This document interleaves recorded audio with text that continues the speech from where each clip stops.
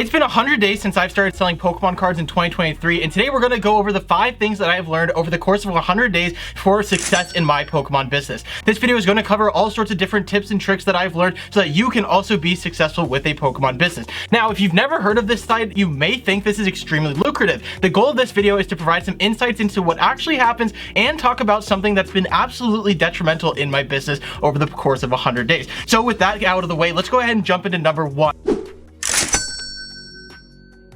The best platform to sell on is still TCG Player Direct. If you watched my last video in the last 30 days of me selling Pokemon cards, I talked about TCG Player Direct and how it can help Pokemon business sellers and their business. Nothing has quite changed here. The later points in the video are going to kind of jump into some of the nuances that I found with the program that could be improved, but with this, I still choose TCG Player Direct as my number 1 way to sell Pokemon cards. Now, why is this? For me, a lot of the cards that I sell are bulk. These are cards that are going to be under $3 in value. A lot of trainers, cards that I'm acquiring for $0.015, maybe 7 cents if they're hollow, and then selling them on TCG Player Direct. The brilliant thing about TCG Player Direct is that I don't have to ship as many orders because TCG Player Direct fulfills all the orders on my behalf. First, they sell the card that they have in their inventory, then they come to me who said I had that card and asked me to replace it. And over the past 100 days, I've had 7 reimbursement invoices with TCG Player Direct, and that's just a significant amount of orders that are going into that. So let's go ahead and break down some of the numbers.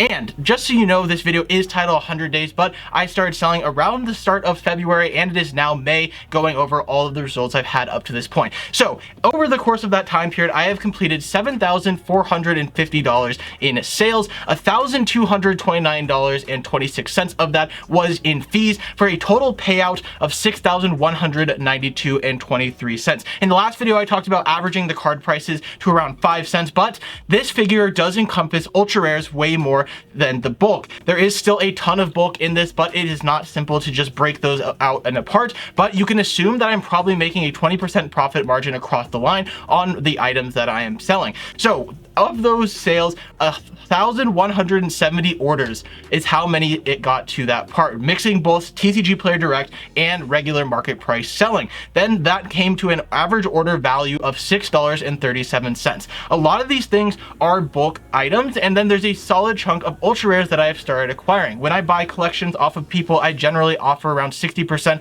of the TCG Player market price, depending on how much the cards are worth. Sometimes it's 50 cents, but generally the majority of my sales are those bulk items that are then getting sold and shipped through TCG Player Direct or through the marketplace itself. So it's very interesting. TCG Player Direct has been extremely helpful in reducing the amount of inventory that I've shipped, but in the last couple of weeks, I actually made something that's a big change, and we're going to go ahead and talk about that right now. So in the past couple of weeks, I have absolutely been grinding, making sure that all of the inventory I have is getting out and getting sourced. And number 2 is going to be, with a large inventory, you should probably try switching to free shipping over $5. In the last video, I talked about how setting a shipping price like $1 or $2, you will still get sales. But something that I noticed is as I started to sell out of some of the higher in demand bulk cards, is my sales started to decrease in volume. So with that, I decided it would be a good time to experiment back with the free shipping over $5. This is something that I've done previously in the business in 2022 and 2021. And essentially what this is you can set your shipping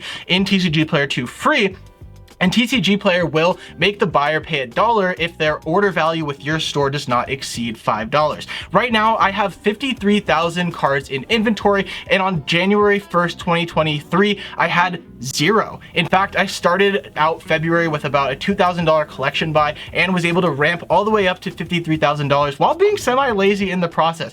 But at this point, that's the main attribution to the amount of sales that I've been able to amount over that time period. Now, interestingly enough, when you do this with the shipping, you're going to get a higher sales volume for a couple reasons. One, you're now more attractive to buyers that are looking for just a couple cards because now they see your listing at the top of the list. Whereas if you have $1 shipping or $2 shipping, you're automatically going to get pushed to the back of the TCG Player listing, and TCG Player lists price based on how much the item is all in. So if you have free shipping and now you're on an item that's maybe 30 cents and your listing is at 30 cents, well, instead of showing up at the $1.30 section, you're now going to show up on that first page, which leads to significantly more sales.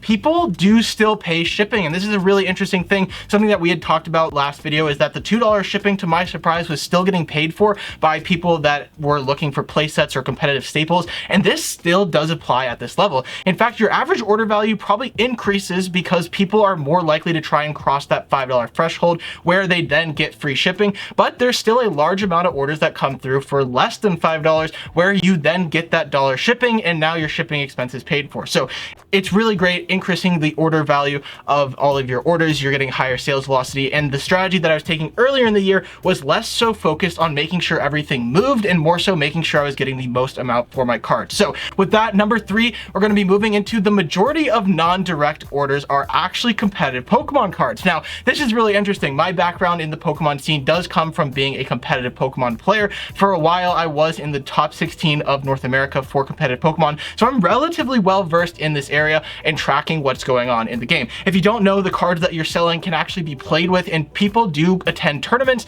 and win cash prizes playing with these cards. So the interesting thing is when people go to TCG Player, sure, there are a lot of collectors, but a majority of the orders that I get that have been non-TCG Player Direct are actually for some of these competitive cards. Now, I do want to talk about this because we're talking about things like Chorus's Experiment, Sableye from Lost Origin, Archeops from Silver Tempest, Gardevoir from Chilling Reign, some of the cards that are really, really good in the competitive game. And in fact, if you actually have the ultra rares that are good in these decks, those sell even faster. So one of the videos on my channel was talking about the top 10 selling Pokemon cards that you can make money with. And if you take a look at that video, we're not talking about Charizard all the time. In fact, some of these like Pokemon that are not super flashy but are extremely competitive are some of the best selling cards on TCG Player. And one of the key parts of the business is acquiring these competitive cards at bulk rates and then selling them at market price. So that is something really interesting. What can you do to take advantage of this? Well, you can look at limitlesstcg.com to track the decks that are doing super well, pay attention to Play Pokemon's Twitter, or get involved with some of the competitive scene YouTubers and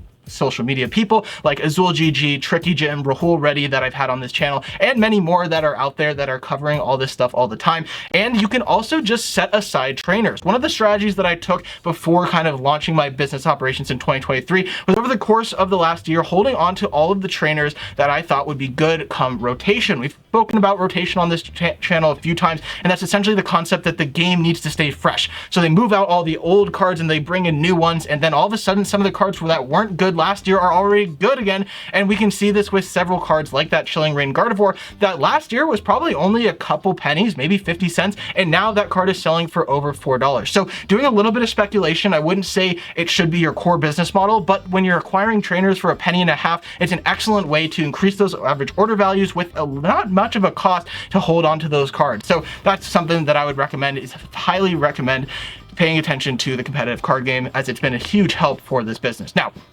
the number 4 thing that I have learned in my Pokemon business in the past 100 days is it's actually time to switch back into bulk lots. I know the first point that I said was TCG Player Direct is now my focus on where I want to be selling, but I've noticed that with 53,000 cards in inventory, you get a pretty good idea of what's selling and what's not. Many people have reached out to me either via the comments or via email asking if commons and uncommons that are completely bulk do sell. And the answer is yes, you do sell Pokemon cards that are like, I don't know, a Shelmet from a random set that you're acquiring for a penny and a half. And I use a price floor where I don't list anything at a under 20-cent market price, if for holos under 25 cents. So the question is, do those cards actually sell? The answer is yes, but very, very slowly. In fact, a lot of the cards that I have in my inventory right now probably won't move for maybe even a year. There are cards I've had since I started this Pokemon business way back when. So they don't move that fast, but the idea is when you are selling these other Pokemon cards through your other orders, the amount that you're getting percent rise on those returns can start to pay for the cards that don't move. Now for me, I want to have a huge base of inventory. That way, when a customer comes to my store, they know that I have every single card that they want, and that way they can go ahead and check out. But when we're talking about these Shelmets, do you really need 100 copy of Shelmets?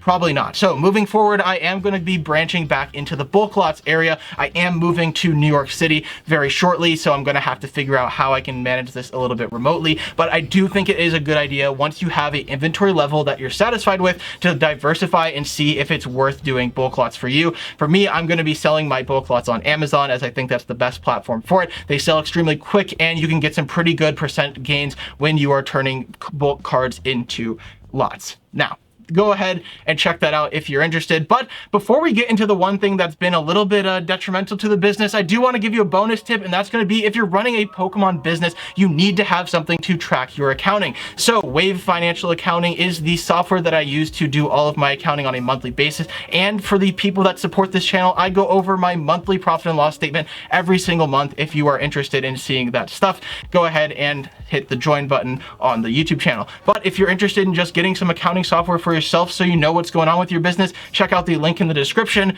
Wave is an excellent platform and will help you manage all of your income and expenses so that you know what's going on with your business. Then number 6, this is the thing that's been absolutely detrimental in my business model. And now that I've been grinding for the past 4 weeks, trying to get all of the inventory out as fast as possible before I move, that's going to be laziness will kill this business model. In fact, the sales numbers that I've been able to amass would not have been possible if I didn't put the work in over the past 4 weeks. With some of the other things that I have going on between school and working, I'm not able to dedicate as much time to the Pokemon business as I would like. And this really shows in some of the earlier numbers. In February and March, my sales numbers were significantly lower than I'm starting to see now in the back half, and that's because I had thousands and thousands of cards sitting in backlog and inventory. One of the tips that we talked about on this channel of the biggest mistakes you can make in the Pokemon business is to not get started. Because if you don't actually list the inventory that you're acquiring, if you don't do the effort, if you hold too many cards for your collection pieces,